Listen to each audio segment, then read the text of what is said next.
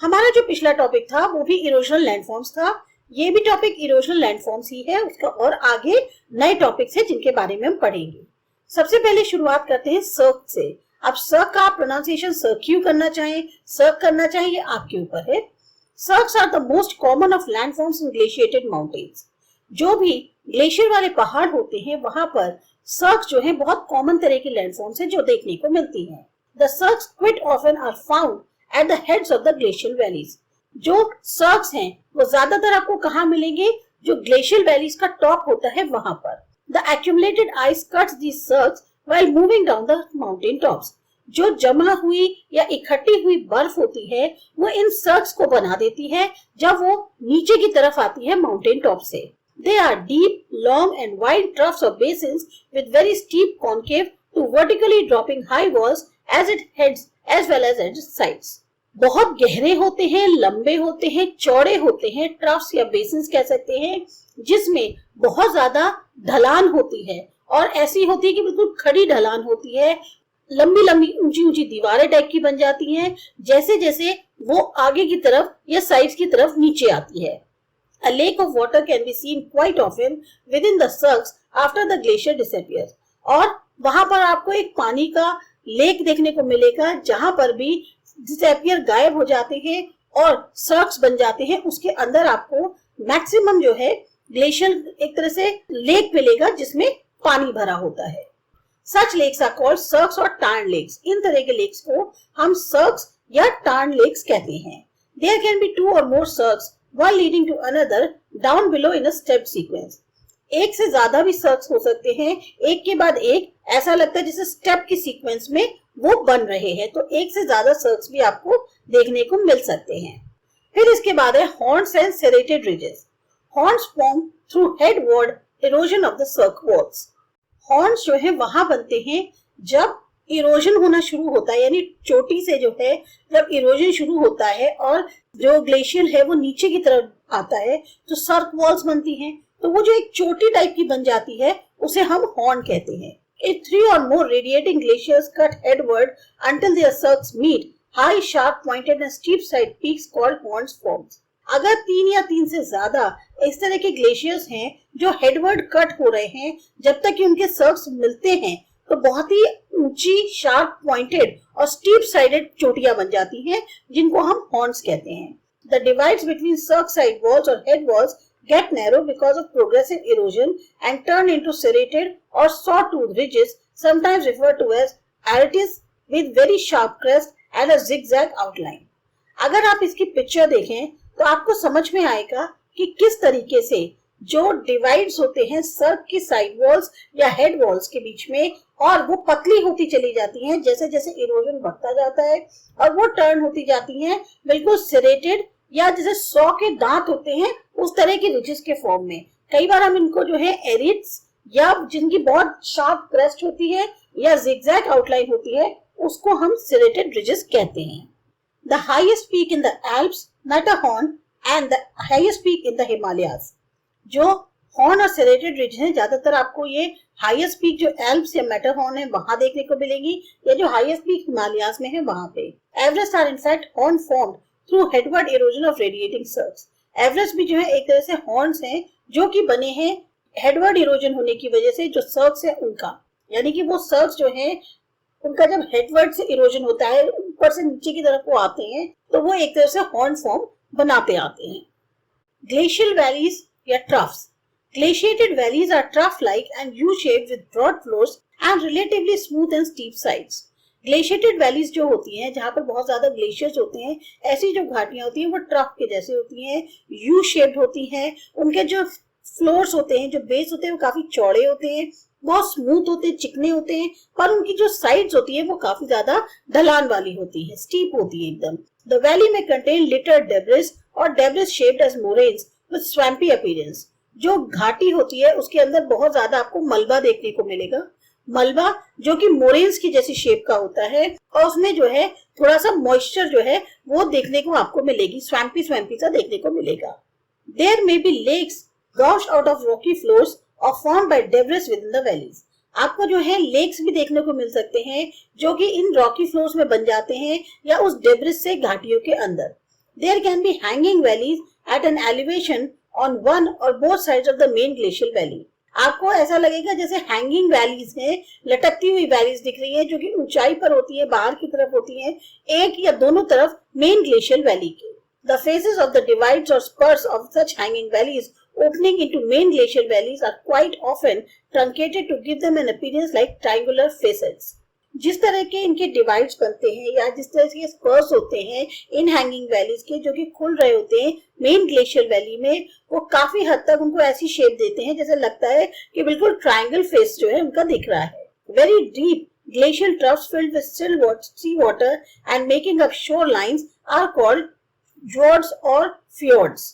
बहुत ज्यादा गहरे जो ग्लेशियल ट्रफ्स होते हैं जिसमें समुद्र का पानी भर जाता है और वो जो है शोर लाइन बनाते हैं ऊंचे लैटिट्यूड्स पे, उनको हम जोर्ड्स या फ्योर्ड्स भी कहते हैं. अब है depositional landforms. The unassorted coarse and fine debris dropped by the melting glaciers is called glacial till. जो भी मलबा आता है, चाहे वो रफ मलबा हो, फाइन मलबा हो, इन मेल्टिंग ग्लेशियर्स के द्वारा जो आता है उसे हम ग्लेशियल टिल कहते हैं. Most of the rock fragments are till in angular to subangular in form. ज्यादातर जो rock fragments होते हैं इस मलबे में वो either angular या subangular shape में होते हैं. Streams formed by melting ice at the bottom, sides or lower ends of the glaciers.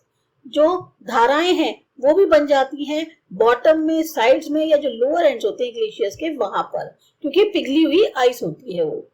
Some amount of rock debris small enough to be carried by such meltwater streams is washed down and deposited. कुछ हद तक जो rock का मलबा है थोड़ा ही quantity में वो इस बहते हुए पानी के साथ जो धाराएं हैं इनके साथ बह जाता है और जमा हो जाता है. Such glaciofluvial deposits are called outwash deposits. इस तरह का ये जो जैसे एल्यूवियल होता है इसी तरह से ग्लेशियोफ्लूवियल डिपॉजिट्स जो हैं इनको हम आउटवॉश डिपॉजिट्स भी कहते हैं. Unlike till deposits, the outwash deposits are roughly stratified and assorted. ये जो डिपॉजिट्स होते हैं टिल डिपॉजिट्स के जैसे नहीं, पर जो आउटवॉश डिपॉजिट्स हैं वो ज्यादातर या तो लेड होते हैं या फिर मिक्स्ड होते हैं. The rock fragments in outwash deposits are somewhat rounded at their edges. जो रॉक फ्रेगमेंट्स होते हैं, पत्थर के जो टुकड़े होते हैं, वो क्या होते हैं इन आउटवॉश डिपॉजिट में राउंड होते हैं अपनी एजेस पे. Figure 7.14 shows a few depositional landforms commonly found in glaciated areas. तो आपके जो बुक में फिगर 7.14 दी है उसमें आपको कुछ डिपोजिशनल लैंडफॉर्म्स दिखेंगे जो कि ज्यादातर ग्लेशियल इलाकों में देखने को मिलते हैं. Moraines, they are long ridges of deposits of glacial till. ये बहुत लंबी लंबी रिजेस हैं जो कि डिपॉजिट से बनती है ग्लेशियल टिल के. Terminal moraines are long ridges of debris deposited at the end of the glaciers. अगर आप देखें इस पिक्चर में तो आपको काफी हद तक क्लियर हो जाएगा कि जो टर्मिनल मोरेन्स होते हैं वो कैसे होते हैं. वो बहुत लंबे लंबे रिजेस होते हैं, डिपॉजिट्स होते हैं डेब्रिस के जो कि बिल्कुल एंड पर ग्लेशियर के बन जाते हैं. Lateral moraines form along the sides parallel to the glacial valleys. वही लेटरल मोरेन्स जो हैं वो कैसे बन रहे हैं, वो साइड्स में बनते हैं जो कि पैरेलल होता है ग्लेशियल वैली के. The lateral moraines may join a terminal moraine forming a horseshoe shaped ridge. जो लेटरल मोरेन्स हैं अब वो टर्मिनल मोरेन को जो है ज्वाइन कर लेते हैं और फिर वो एक हॉर्सशू जैसी शेप बना लेते हैं. There can be many lateral moraines on the either side in the glacial valley. Glacial valley के अंदर आपको दोनों तरफ जो है lateral moraines देखने को मिल जाएंगे. These moraines partly or fully owe their origin to glaciofluvial water pushing up materials to the side of glaciers. Basically ये जो moraines हैं ये partly कहो या fully कहो बनते कैसे हैं glaciofluvial waters की वजह से जो कि material को push करता है side में glacier के. Many valley glaciers retreating rapidly leave an irregular sheet of till over their valley floors. बहुत सारे वैली ग्लेशियर्स जो तेजी से आते हैं नीचे वो irregular sheet जो है टिल की अपने वैली फ्लोर्स पर छोड़ देते हैं. Such deposits varying greatly in thickness and in surface topography are called ground moraines. इस तरह के जो डिपॉजिट्स होते हैं जो थिकनेस में फर्क होते हैं, सरफेस टोपोग्राफी में फर्क होते हैं, उनको हम बोलते हैं ground moraines. The moraine in the center of the glacial valley flanked by lateral moraines is called medial moraine. अब यहाँ पर आप देख सकते हैं मीडियल मोरेन क्या है. ये मीडियल मोरेन जो है सेंटर में होते हैं ग्लेशियल वैली के और ये जो है लेटरल मोरेन्स की वजह से बन जाते हैं बीच बीच में, तो इसको हम बोलते हैं medial moraine. They are imperfectly formed as compare to lateral moraines. ये उतनी अच्छी तरीके से नहीं बनते जैसे कि लेटरल मोरेन्स बनते हैं। Sometimes medial moraines are indistinguishable from ground moraines. कई बार ये जो मीडियल मोरेन्स है इनको सेपरेट करना या डिफर करना मुश्किल होता है ग्राउंड मोरेन्स से। अब है एस्कर्स। एस्कर्स क्या होते हैं? When glacial melts in summer, the water flows on the surface of the ice or seeps down along the margins or even moves through holes in the ice. जब आप ग्लेशियर्स जो है देखते हैं कि समर में जब वो पिघलते हैं तो पानी जो है वो सरफेस पे बहने लगता है आइस के, या फिर वो जो है सीप करता है यानी नीचे चला जाता है जो मार्जिन्स होते हैं, या वो होल्स के थ्रू भी बहने लगता है जो आइस में है। These water accumulate beneath the glacier and flow like streams in a channel beneath the ice. ये जो पानी है ये ग्लेशियर के नीचे इकट्ठा हो जाता है और फिर जो है धारा के फॉर्म में बहने लगता है चैनल के अंदर आइस के नीचे, जैसा कि आप पहली इमेज में देख सकते हैं। Such streams flow over the ground. इस तरह की जो स्ट्रीम्स है ये ग्राउंड पे बहती हैं, not in a valley cut in the ground. उसमें नहीं जैसे वैली कट हो जाती है ग्राउंड के अंदर, वो नहीं। With ice forming its bank. इसमें जो इसके किनारे होते हैं वो आइस के होते हैं। Very coarse material like boulders and blocks along with some minor fractions of rock debris carried out into this stream settled in the valley of ice beneath the glacier and after the ice melts can be found as Senius ridge or called esker. इस तरह की जो धाराएं हैं ये ground के ऊपर बहती हैं, आइस जो है इनके किनारे बनाती हैं। बहुत ही रफ मटेरियल जैसे बोल्डर्स हैं या जो ब्लॉक्स हैं वो साथ में आ जाते हैं, छोटे छोटे फ्रैक्शंस जो होते हैं रॉक डेब्रिस के उसके साथ इस स्ट्रीम के अंदर आ जाते हैं, वैली में सेटल हो जाते हैं, जो आइस की वैली है उसके अंदर सेटल हो जाते हैं ग्लेशियर के नीचे। और जब ये आइस पिघलती है तो आपको देखने में ये एक रिज जैसे दिखने लगते हैं जिसको हम एस्कर कहते हैं। फिर है आउटवॉश प्लेन। सेकेंड इमेज जो है वो आउटवॉश प्लेन की है। The plains at the foot of the glacial mountains और beyond the limits of continental ice sheets are covered with glacio-fluvial deposits in the form of broad flat alluvial fans which may join to form outwash plains of gravel, silt, sand and clay. ये जो planes होते हैं foot पर glacial mountains के या जो continental ice sheets होती हैं उनकी लिमिट से बाहर होते हैं, ये कवर्ड होते हैं ग्लेशियो फ्लूवियल डिपॉजिट से और ये बिल्कुल फ्लैट ब्रॉड एलुवियल फैंस के जैसे होते हैं जो कि ज्वाइन होकर बना लेते हैं आउटवॉश प्लेन्स, जिसमें ग्रेवल्स भी होते हैं, सैंड, सिल्ट और क्ले सब कुछ आपको इसमें मिल जाएगा। ड्रमलिन्स। अब थर्ड इमेज जो है वो ड्रमलिन्स की है। Drumlins are smooth oval-shaped ridge-like features composed mainly of glacial till with some masses of gravel and sand. जो ड्रमलिन्स होते हैं ये बहुत स्मूथ होते हैं, ओवल शेप्ड रिज जैसे होते हैं और इनमें मेनली ग्लेशियल मलबा होता है, यानी कि कुछ ग्रेवल्स होते हैं, कुछ सैंड होते हैं। The long axis of drumlins are parallel to the direction of the ice movement. और ये जो लंबे लंबे एक्सेस होते हैं ड्रमलिन्स के, ये बेसिकली जिधर डायरेक्शन होता है आइस के मूवमेंट का उसी के पैरेलल होते हैं। They may measure up to 1 kilometer in length and 30 meter or so in height. इनको देखा जाए तो इनकी लंबाई लगभग 1 किलोमीटर होगी या 30 मीटर इनकी ऊंचाई होगी। One end of the drumlin facing the glacier is called the stoss, end is blunter and steeper than other end is called the tail. One end जो ड्रमलिन का है जो कि ग्लेशियर फेस कर रहा होता है उसे स्टॉस कहते हैं और वो जो है ब्लंट होता है, स्टीपर होता है दूसरे एंड के मुकाबले जिसको हम टेल कहते हैं। The drumlin forms due to dumping of the rock debris beneath heavily loaded ice through fissures in the glacier. ये जो ड्रमलिन्स हैं ये कैसे बनते हैं? जो रॉक डेब्रिस है उसका डंप होने की वजह से और उसके ऊपर बहुत ज्यादा आइस जो है वो लोडेड होती है ग्लेशियर के अंदर। The stoss end gets blunted due to pushing by moving ice. जो स्टॉस एंड है वो ब्लंट होता चला जाता है क्योंकि आइस जो है उसको आइस तो आगे बढ़ रही है और वो उसको पुश कर रही है। Drumlins give an indication of direction of glacier movement. तो एक तरह से ड्रमलिन्स जो हैं वो ये दिखाते हैं कि ग्लेशियर का मूवमेंट जो है वो किस डायरेक्शन में हो रहा है। Waves and currents. Coastal processes are most dynamic and hence most destructive. अब जो कोस्टल एरियाज की प्रक्रिया होती है वो काफी डायनेमिक होती है, काफी ज्यादा तबाही लाने वाली होती है। So don't you think it is important to know about the coastal processes and forms? तो अब आपको ऐसा नहीं लगता है इनके बारे में भी बहुत जानना जरूरी है कि कोस्टल एरियाज में कैसी प्रक्रिया होती है, कैसे होता है, बनते हैं। Some of the changes along the coast takes place very fast. कुछ बदलाव जो है कोस्ट के किनारे बहुत तेजी से लेते हैं। At one place there can be erosion in one season and deposition in another. एक जगह पे हो सकता है एक सीजन में चीजें उखड़ जाएं और दूसरे सीजन में बन जाएं या डिपॉजिट हो जाएं।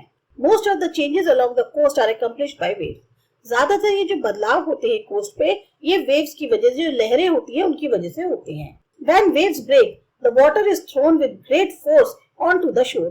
जब लहर टूटती है तो क्या होता है, पानी बहुत तेजी से वो शोर की तरफ वो फेंकती है। And simultaneously there is a great churning of sediments on the sea bottom. और इसकी वजह से जैसे जो जितने भी सी के बॉटम में सेडिमेंट्स जमा होते हैं उनकी एक तरह से हिल जाते हैं वो सारे। Constant impact of breaking waves drastically affects the coast. अब जिस तरह से लगातार ये लहरें टूटती हैं और जो पानी है उसको शोर पे फेंकती हैं, उससे कोस्ट पे काफी असर पड़ता है।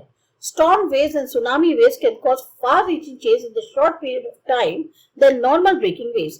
जो साधारण तौर पे लहरें उठती हैं उनके मुकाबले जो तूफानी लहरें होती हैं या सुनामी जैसी लहरें होती हैं, ये बहुत दूर दूर तक बदलाव कर देती हैं बहुत कम समय के अंदर।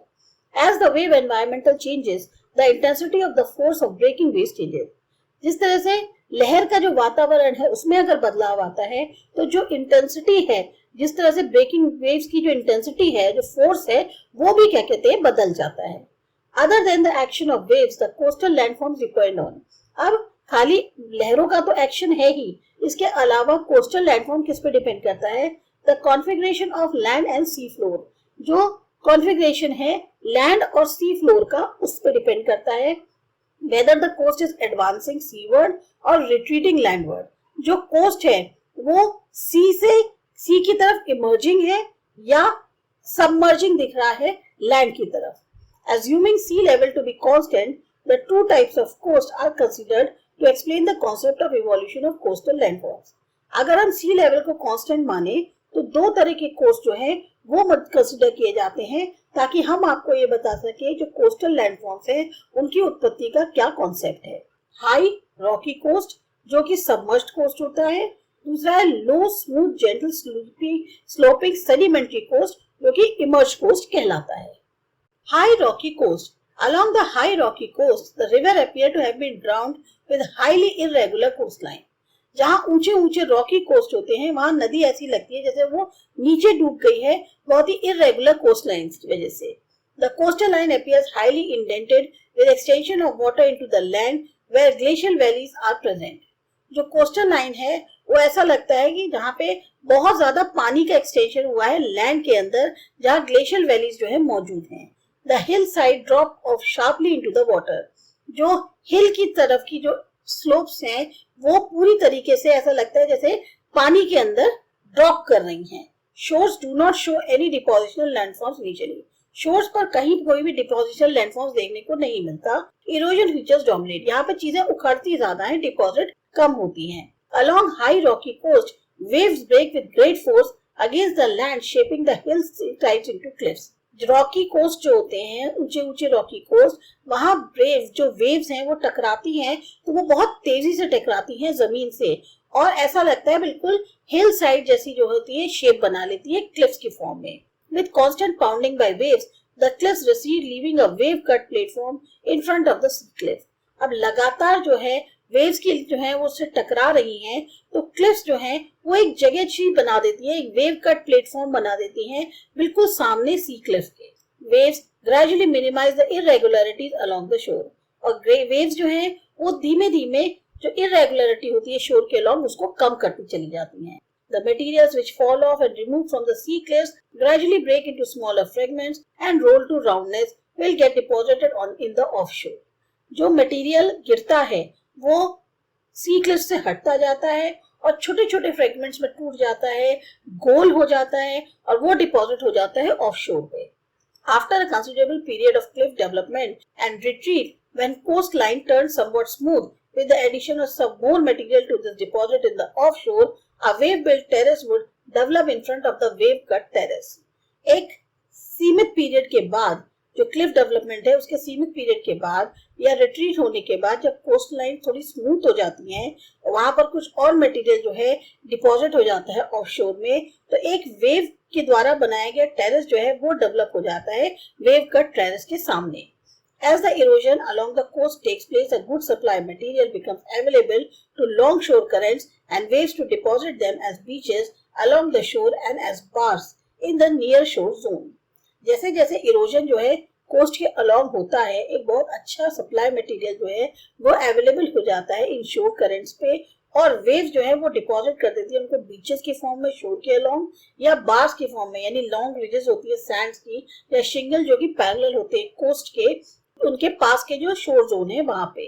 Bars are submerged features and when bar shows up above water they are called barrier bars. वैसे तो ये बार्स जो है डूबे हुए फीचर्स हैं पानी के अंदर, लेकिन जब ये बार्स ऊपर आ जाते हैं पानी से तो इनको हम बैरियर बार्स कहते हैं। Barrier bar which get keyed up to the headland of the bay is called a spit.